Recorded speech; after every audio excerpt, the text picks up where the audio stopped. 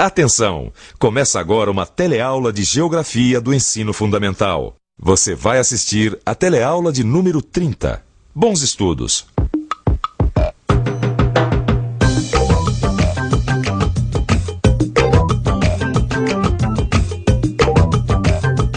Eu já ouvi dizer que o nosso país parece um montão de países dentro de um só.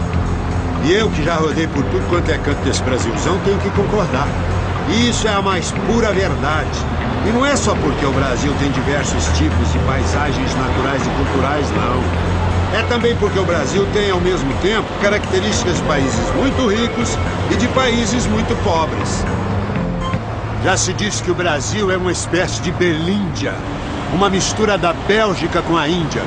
Quer dizer, um país com índices de crescimento da Bélgica, que é um país super rico, e com indicadores sociais da Índia, que é um país com graves problemas na área social. E quando o assunto é diferenças sociais, ninguém pode simplesmente lavar as mãos e dizer que não tem nada com isso. Todo mundo tem. Você vai ver que ainda há muito para ser feito pelo desenvolvimento do Brasil. Vai verificar que, mesmo tendo avançado muito no processo de industrialização, nosso país ainda apresenta muitas desigualdades sociais e regionais na distribuição da riqueza. E vai observar que é só através da nossa participação consciente que essa situação pode ser modificada. Olha só a ironia. O pessoal aqui vai ter uma refeição e tanto. E eu acabei de ver na televisão uma notícia falando sobre uma campanha para arrecadar alimentos para tentar diminuir a fome numa região castigada pela seca. Não dá para tapar o sol com a peneira, a coisa não tá nada boa. E a gente tem que olhar o próximo como um amigo. Você sabe, é como diz aquela canção: amigo é coisa para se guardar no lado esquerdo do peito. Vamos nessa? Nossa teleaula está começando.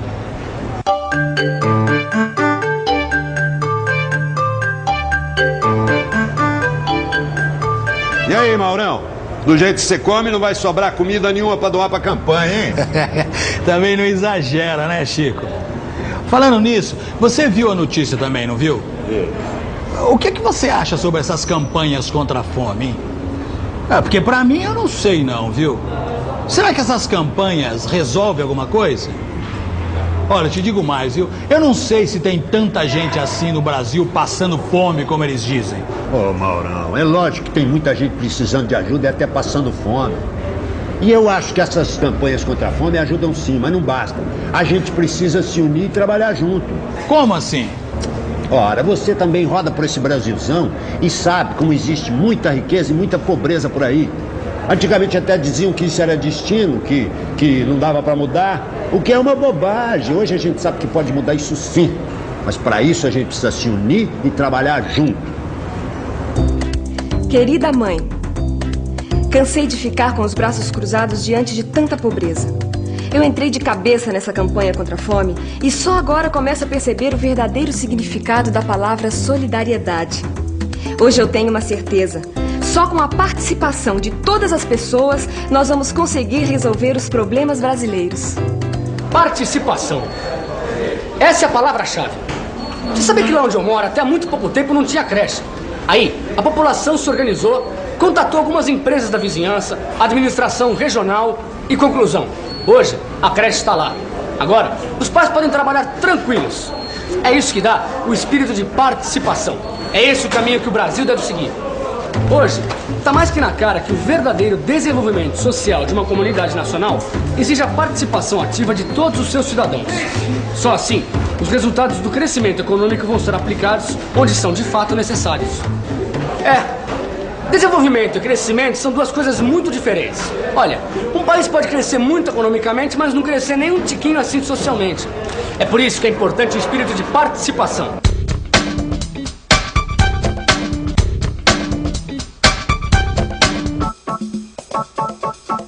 O Brasil pertence ao grupo dos países que completou sua industrialização recentemente.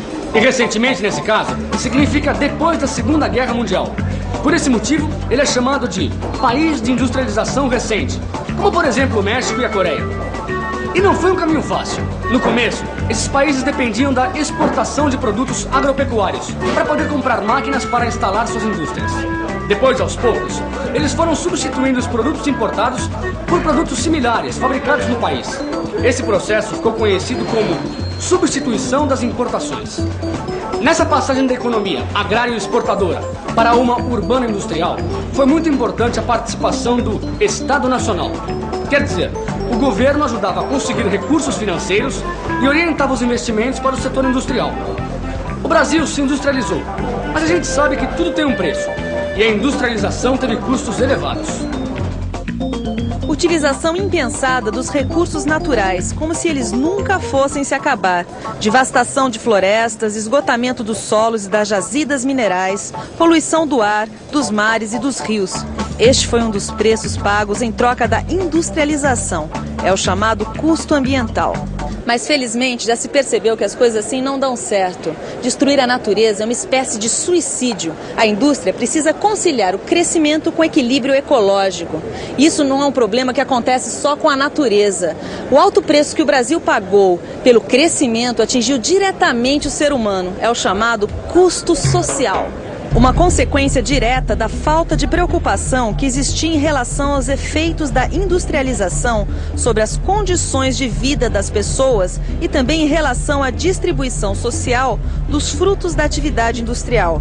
Hoje, esse custo social é um dos grandes desafios a ser enfrentado por toda a sociedade brasileira. É lógico que esses custos comprometeram bastante o desenvolvimento social, mas mesmo assim o Brasil tem crescido e este crescimento é medido através da evolução do seu Produto Interno Bruto, o seu PIB. Você sabe o que é PIB? Já ouvi falar. É um problema do governo, né, do crescimento. Produto Bruto, uma coisa assim, mas diretamente especificado, não estou bem por direito. Bom, vamos tentar entender direitinho o que é PIB. Durante um ano, todas as famílias, empresas e também o Estado produzem e compram mercadorias, pagam ou recebem salários, utilizam-se dos serviços dos bancos, dos médicos, das escolas, etc. Muito bem, imagine que seja possível somar todos esses valores e retirar todas as despesas feitas durante este mesmo ano. O resultado é o PIB do país. Observando o gráfico do PIB brasileiro, entre 1970 e 2005, fica fácil perceber como o Brasil vem crescendo. Olha só que interessante. Entre 1950 e 1990, o PIB brasileiro cresceu cerca de 8 vezes. O quê? Eu não estou falando? Esse pessoal está reclamando de barriga cheia. O PIB está crescendo. Isso é um bom sinal, ou não é? É lógico que é um bom sinal. Mas o problema é que esse crescimento não foi compartilhado por todo mundo. O quê? Você está dizendo que nem todo brasileiro saiu lucrando com esse crescimento? Exato. E isso é muito fácil de verificar. É só dividir o PIB de cada ano pelo número de habitantes que o Brasil tinha nesse mesmo ano. A divisão do PIB pelo número de habitantes é a chamada renda per capita. É como se cada brasileiro ficasse com a sua parte do PIB. E olhando num gráfico, a gente percebe um fato muito importante. Repare que entre 1970 e 2005, o PIB per capita brasileiro só cresceu. A renda per capita brasileira superou os $3.000 em 2000 e em 2005 atingiu o valor de $4.260 por habitante. Apesar da economia brasileira ser a 11ª do mundo, a renda per capita brasileira ainda é inferior a países como a Argentina, cuja renda per capita gira em torno de $4.728, e muito inferior aos Estados Unidos, que é de $41.347. Parece que agora, finalmente, minha empresa está decolando. E você sabe como tem sido difícil. Quando eu me lembro dos anos 80, por exemplo, com inflação de até 50% ao mês, eu sinceramente não sei como me virei. Ô Maurício, eu só não entendi uma coisa, direitinho. Por que nesses anos o PIB e a renda per capita caíram, hein? Começo da década de 80, época brava. O distrito industrial da nossa cidade quase foi por água abaixo. Sabe o que foi, Neno? Primeiro, teve a crise da dívida externa. O valor dos empréstimos que o Brasil tomou no exterior aumentou vertiginosamente com o aumento dos juros. Para piorar, a economia brasileira viveu sérias dificuldades internas, com altas taxas de inflação. Resultado, a economia brasileira ficou praticamente paralisada nos anos 80. Espera aí, Maurício. Ó, se a economia cresce pouco e continua nascendo gente, então a renda per capita empaca, não cresce? É isso? É isso mesmo. Na década de 80, a economia cresceu na mesma velocidade que a população, o que agravou ainda mais as desigualdades sociais. Quando isso acontece, os jovens trabalhadores, por exemplo, encontram mais dificuldades para obter um emprego, né? É verdade. Esse negócio de emprego não tá fácil. Olha, eu tenho um primo que tá pulando miudinho para conseguir um novo emprego. Tá até fazendo um curso de computação para ver se as oportunidades aparecem, né? Hoje em dia, com as novas tecnologias, a qualificação é passaporte quase que obrigatório para conseguir um novo emprego. Por isso, que a gente deve estudar sempre e se manter atualizado. A atualização hoje em dia é um grande negócio. Pai, ontem eu iniciei o estágio nas linhas de produção de uma indústria automobilística. O senhor não acredita como esse setor evoluiu. Agora tem uma porção de robôs e os funcionários têm que saber lidar com eles, o que exige muita qualificação. O senhor tinha toda a razão quando me disse que eu precisava me qualificar para conseguir um bom emprego. Você já pensou, Chico? Já pensou se inventa um robô motorista? A gente tá perdido. Fica tranquilo, Maurão. Também não é assim, né? Agora, você que não é robô nem máquina e tem um coração de ouro, você não percebe nenhuma diferença quando viaja de uma região para outra. Percebo, claro que percebo.